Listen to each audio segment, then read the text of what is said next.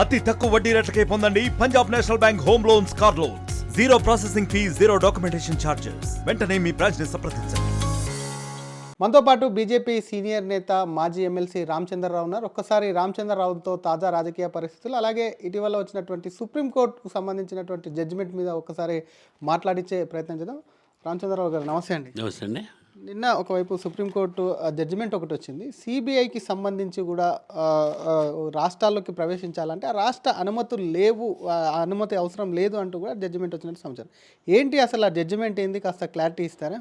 ఇప్పుడు గతంలో సిబిఐ దేశవ్యాప్తంగా కూడా ఎక్కడైనా సరే ఏదైనా ఒక అఫెన్స్ జరిగితే, ఏదైనా స్కామ్ జరిగితే, లేకుంటే ఏదైనా నేరం జరిగితే దానికి ఇన్వెస్టిగేషన్ చేయడానికి జనరల్గా రెండు రకాలైనటువంటి ఒక పద్ధతులు. ఒకటి, ఆ రాష్ట్రంలో కేంద్ర ప్రభుత్వంతో వాళ్ళకు అగ్రిమెంట్ ఉంటే, అగ్రిమెంట్ అంటే వాళ్ళకు వాళ్ళకు కన్సెన్సెస్ ఉంటే వాళ్ళు సిబిఐ వితౌట్ గవర్నమెంట్ పర్మిషన్ పోయి అక్కడ కేసులు చేయొచ్చు, దర్యాప్తు చేయొచ్చు. రెండోది, ఆ స్టేట్లో జియో తీసుకొచ్చి మా పర్మిషన్ లేనిది సిబిఐ ఇక్కడ ఇన్వెస్టిగేట్ చేయొద్దు, మా పోలీసే చేస్తుంది అని చెప్పినప్పుడు అప్పుడు స్టేట్ పర్మిషన్ కానీ లేకుంటే సుప్రీంకోర్టు పర్మిషన్ కానీ తీసుకోవాలి. హైకోర్టు, ఆ కోర్టులో హైకోర్టు పర్మిషన్ తీసుకోవాలి. ఇప్పుడు సుప్రీంకోర్టు నిర్ణయం ప్రకారము, అంటే ఇప్పుడు తెలంగాణ, వెస్ట్ బెంగాల్ ఇట్లా కొన్ని రాష్ట్రాలు నిర్ణయం, జియో తమిళనాడు ఓ జియో తీసుకొచ్చింది, మా దగ్గర సిబిఐ మేము అలౌ చేయమని. ఆ రాష్ట్రాలు ఎట్లా పోవాలి? మీకు ఆ రాష్ట్రాలు పోవాలంటే హైకోర్టు పర్మిషన్ ఇవ్వాలి ఒకటి, లేకపోతే ప్రభుత్వమే మా దగ్గర రాండి అని చెప్పాలి. మొన్న ఆర్జికర్ రేప్ కేసు ఒకటి అయింది. అక్కడ సిబిఐ అక్కడ రావడానికి వీల్లేదు. అక్కడ ఉన్న టీఎంసీ ప్రభుత్వము, సుప్రీంకోర్టు అక్కడ సిబిఐకి పర్మిషన్ ఇచ్చింది. ఇప్పుడు ఇక్కడ విషయం ఏంటంటే, ఇప్పుడు సిబిఐ అనేది సెంట్రల్ గవర్నమెంట్ ఎంప్లాయీస్ ఏదైనా నేరం చేస్తే, ఏదైనా కరప్షన్ చేస్తే వాళ్ళకు ప్రివెన్షన్ ఆఫ్ కరప్షన్ యాక్ట్ కింద కానీ ఇతర సెక్షన్స్ కింద కానీ వాళ్ళ మీద కేసు పెట్టాల్సిన అవసరం ఉన్నది.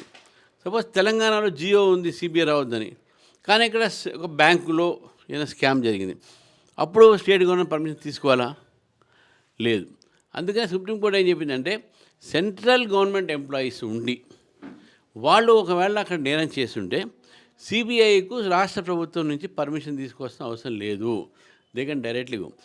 స్టేట్ గవర్నమెంట్ సంబంధించినటువంటి ఏదైనా కేసులు ఉంటే దానికి మాత్రం స్టేట్ గవర్నమెంట్ పర్మిషన్ కానీ లేకపోతే మీకు హైకోర్టు పర్మిషన్ కావాలి.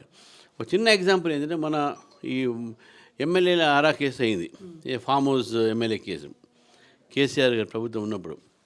అప్పుడు సిబిఐకి మీ ఉపజెప్పమని అడిగింది బీజేపీ, ప్రభుత్వం ఒప్పుకోలేదు. ఇక్కడ హైకోర్టులో వేసినాం, హైకోర్టు ఆర్డర్ ఇచ్చింది ఏమని, సిబిఐ ఇన్వెస్టిగేట్ చేయమని. దాని అప్పీల్ పోయారు. అప్పీల్ కూడా ఏం చేశారు, సిబిఐకి ఇవ్వమని చెప్పారు. సుప్రీంకోర్టులో వాళ్ళు ఇప్పుడు గవర్నమెంట్ అక్కడ అప్పీల్ పోయింది, అది పెండింగ్ ఉంది ఇప్పుడు. సో కాబట్టి ప్రైవేట్ కేసు, అది ఒక ప్రైవేట్ కేసు ఉంది కాబట్టి దాంట్లో పర్మిషన్ కావాలి. ఫర్ ఎగ్జాంపుల్, ఇప్పుడు ఉన్నటువంటి రిజర్వ్ బ్యాంక్ ఆఫ్ ఇండియాలో పెద్ద స్కామ్ అయింది, అక్కడ ఏదో నోట్ల మార్పులో ఏదో అయింది. అది ఇన్వెస్టిగేట్ చేయాలంటే సిబిఐ రావాలంటే మనకు పర్మిషన్ తీసుకోవాలా? అవసరం లేదు అనేది ఈరోజు సుప్రీంకోర్టు క్లారిఫై చేసింది. అది దీంట్లో ఉన్నటువంటి సింపుల్ డిఫరెన్స్. ప్రజాప్రతినిధులు కూడా చాలామంది ఉంటారు, ఎమ్మెల్యేలు కానివ్వండి, మంత్రులు కానివ్వండి, అటువంటి వారిపై ఇదే పరిధిలోకి వస్తే ఈ జడ్జిమెంట్ కిందకే వస్తారా వాళ్ళు కూడా? ఇప్పుడు గతంలో కొన్ని కేసెస్ మెంబర్ ఆఫ్ పార్లమెంటు కూడా పబ్లిక్ సర్వెంట్ కింద వస్తారు. అప్పుడు మెంబర్ ఆఫ్ పార్లమెంట్ కూడా నిజంగా చేసి ఉంటే పబ్లిక్ సర్వెంట్ కాబట్టి, అని గవర్నమెంట్ ఆఫ్ ఇండియా పార్లమెంట్ ఉంది కాబట్టి డెఫినెట్గా వాళ్ళు పబ్లిక్ సర్వెంట్లు వస్తారు.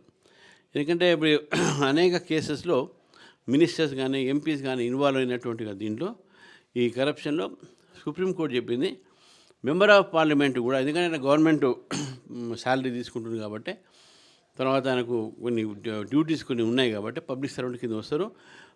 ఎలక్టెడ్ రిప్రజెంటేటివ్స్ కూడా పబ్లిక్ సర్వెంట్ కింద ఉన్నారు. సో కాబట్టి మెంబర్ ఆఫ్ పార్లమెంట్ విషయంలో నాకున్న అండర్స్టాండింగ్ ఈ జడ్జిమెంట్తో వాళ్ళకు కూడా స్టేట్ గవర్నమెంట్ పర్మిషన్ లేదు, అవసరం లేదు, ఒకవేళ మెంబర్ ఆఫ్ పార్లమెంటు ఏదైనా నేరాల్లో ఇన్వాల్వ్ అయితే. మరొక పక్క రాష్ట్రంలో చూస్తున్నాం సంచలనాత్మకంగా ఈ కార్ రేస్ అంటూ కేటీఆర్ అరెస్ట్ అవుతాడని ఒకవైపు, అరెస్ట్ కాడంటూ ఒకవైపు కొంతమంది వాదనలు చేస్తున్నారు. చాలామంది అడ్వకేట్లు కూడా ఇన్వాల్వ్మెంట్ అయి చెప్పి సెక్షన్ల మీద కూడా కొంత చర్చ జరుగుతుంది. దాని ప్రకారం మీరు చాలా సీనియర్ న్యాయవాదిగా ఉన్నారు, అనేక కేసులు కూడా చూసుంటారు. ఈ కేసులో ఎల్లుండి ఒకవైపు ఏసీబీకి విచారణకు హాజరుగమ్మని కూడా కేటీఆర్కి చెప్పింది. ఈ కేసు ఎటువంటి మలుపులు తిప్పబోతుందంటారు, ఎటు తిరగబోతుందంటారు? ఇప్పుడు ఈ కేసులో ఆల్రెడీ కోర్టులో వెళ్ళారు, ఇంటరిమ్ రిలీఫ్ ఉన్నది. తర్వాత కోర్టు ఏసీబీకు ఇన్వెస్టిగేషన్ చేయమని చెప్పి కూడా చెప్పింది, ఎక్కడ ఆగదు, స్టే లేదు. సో అది ఒకవైపు ఇన్వెస్టిగేషన్ పెండింగ్ ఉంది, ఒకవైపు కోర్టులో కేసు పెండింగ్ ఉంది. కాబట్టి ఇది సబ్జ్యూడిస్, దీని మీద నేను ఎక్కువగా మాట్లాడను. కానీ ఒకటైతే ఏముంది, నేరము జరిగింది, డబ్బులు హేరాఫేరీ అయినాయి, ఇల్లీగల్గా అది ట్రాన్స్ఫర్ అయినాయి, దాంట్లో రిజర్వ్ బ్యాంక్కి సంబంధించినటువంటి గైడ్లైన్స్ ఫాలో కాలేదు ఫారిన్ ఎక్స్చేంజ్ యాక్ట్ కింద, అవి అయితే డెఫినెట్గా దాంట్లో కేసు ఎస్టాబ్లిష్ అవుతుందని చెప్పేసి మనకున్నటువంటి సమాచారం ప్రకారం ఉంటుంది. దాని ప్రకారం దాని తర్వాత చట్టం తన పని తను చేయాల్సిందే. ఇప్పుడు దీంట్లో ఏమవుతుంది, ఆయన జైలు పోతాడా అట్లా ఇట్లా నేను చెప్పాలి, ఎందుకంటే ఆ చట్టం ఒక ప్రక్రియ అది. కాబట్టి ఇప్పుడు ఉన్నటువంటి కేసులో ప్రైమా ఫేసే ఉందని చెప్పేసి ఇక్కడ ఏసీబీ వాళ్ళు కేసు బుక్ చేశారు. ఇది హైకోర్టు కూడా దానికి ఇంటరిమ్ రిలీఫ్ ఇచ్చారు. హైకోర్టు ఏం దాన్ని ఆపలేదు, ఇన్వెస్టిగేట్ చేయమన్నారు. సో కాబట్టి ఇన్వెస్టిగేషన్ పెండింగ్ ఉంది ఒకవైపు. రెండో వైపు వచ్చినట్టు సెక్షన్స్లో డెఫినెట్గా దాని వైలేషన్స్ ఉన్నాయి, ఫారెన్ ఎక్స్చేంజ్ ఫెమా వైలెన్స్ కానీ వైలేషన్స్ కానీ ఇతర వైలేషన్స్ కానీ మనీ లాండరింగ్ కూడా ఉన్నది అని చెప్పి చెప్తా ఉన్నారు. కాబట్టి ఇవన్నీ కూడా ఇన్వెస్టిగేషన్ అయిన తర్వాత మనకు తెలుస్తుంది. ఇంటరిమ్ రిలీఫ్లో ఉన్నాడు, ఈ ఇన్వెస్టిగేషన్ కూడా ఇనిషియల్ స్టేజ్లో ఉంది. కాబట్టి ఈ లీగల్ ప్రక్రియ గురించి నేను ఇప్పుడు మాట్లాడడం మంచిది కాదు. ఈడీకి సంబంధించి మాత్రం బీజేపీ కక్ష కట్టింది. బీజేపీ ఇటు ఏసీబీ అటు బీజేపీ రెండు నా మీద దాడి చేస్తున్నాయి. వీళ్ళిద్దరు కూడా కలిసిపోయి బీఆర్ఎస్ను కూడా పూర్తిగా తొక్కి పెట్టాలని చెప్పి కక్ష కట్టుకున్నారని అంటున్నారు. మీది ఏమన్నా పాత్ర ఉందా ఈడీ రావడంలో బీజేపీది? ఇప్పుడు జనరల్గా కూడా ఎక్కడ దేశంలో ఏ నేరం జరిగినా 2 కోట్ల కన్నా ఎక్కువ ప్రజా ఫండ్ ఇన్వాల్వ్ అయి ఉంటే ఈడీ ఆటోమేటిక్గా సోమోటోగా వచ్చేస్తుంది. వాళ్ళే ఈసీఆర్ పెడతారు. ఎఫ్ఐఆర్ ఎట్లయితే పోలీసులకు ఉంటుందో ఈసీఆర్ అనేది ఈడీకి ఉంటుంది. సో ఈ 2 కోట్ల సంబంధించిన ఉన్నది కదా, దీంట్లో దాదాపు వాళ్ళు ఎక్కువ చూపెడుతున్నారు కదా, 60 కోట్లు 60 కోట్లు చూపెడుతున్నారు, 60 కోట్ల దాకా చూపెడుతున్నారు. సో ఆ 60 కోట్ల దాకా చూపెడుతున్నారు కాబట్టి డెఫినెట్గా ఈడీ విల్ డెఫినెట్ ఇన్వాల్వ్. దీంట్లో రామచంద్ర చెప్పాలి ఇంకోటి చెప్పాలని అవసరం లేదు, వాళ్ళకి లీగల్ ప్రాసెస్. తర్వాత ఈడీ కానీ సిబిఐ కానీ ఇవన్నీ కూడా వాళ్ళు స్వచ్ఛందమైనటువంటి యొక్క కేంద్ర దర్యాప్తు ఏజెన్సీసు, పొలిటికల్ ఇన్ఫ్లుయెన్స్ లేకుండా పనిచేస్తారు. మనకు దాని మీద నమ్మకం ఉండాలి, నమ్మకం ఉంటుంది. రేపు ఈ ప్రభుత్వం ఇంకో ప్రభుత్వంలో కూడా జరిగినాయి. కాంగ్రెస్ పార్టీలో సిబిఐ రాలేదా, వచ్చింది. అది అంటే ఎక్కడ రావాలి ఎక్కడ రావద్దు అనేది వాళ్ళు అది నిర్ణయం చేసుకుంటారు, అంతేగాని ప్రభుత్వాలకు కానీ పార్టీ కానీ సంబంధం ఉండదు. మరొక పక్క పార్టీ విషయానికి వస్తే ఇప్పటికే మెంబర్షిప్ డ్రైవ్ కంప్లీట్ అయ్యింది. ఒకవైపు అటు బూత్ కమిటీలు కూడా పూర్తయినట్టు, మండల కమిటీలు జిల్లా కమిటీలు అలాగే రాష్ట్ర అధ్యక్షుడు ఎప్పటిలోపు వచ్చే అవకాశం ఉంది. ఇప్పుడు నిన్నటి వరకు బూత్ కమిటీలు అయిపోయినాయి, దాదాపు ఎలిజిబిలిటీ వచ్చేసింది. 70% బూత్ కమిటీలు అయిపోయినాయి, 50% చాలా యాక్చువల్లీ. రెండోది రేపు 5వ తారీఖు వరకు, రేపు ఈవినింగ్ వరకు మీకు మండల కమిటీలు అయిపోతాయి. మండల కమిటీ కాగానే 10th లోపల జిల్లా కావాలి.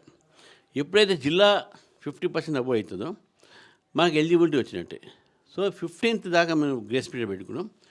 ఈ మా ఒక షెడ్యూల్ ప్రకారము state president after 15th Sankranti తర్వాత వచ్చే అవకాశాలు ఉంటాయి. 15th తర్వాత స్టేట్ ప్రెసిడెంట్గా రామచంద్రరావుని మేము చూడొచ్చా? పార్టీ ఎవరు నిర్ణయం చేస్తే వాళ్ళని చూస్తారు. మీరు రామచంద్రరావుని చూడొచ్చా అంటే నేను పార్టీ సంబంధించిన డిసిషన్లో నేను అది ఏ డిసిషన్ తీసుకుని దానికి ఉంటాం మనం.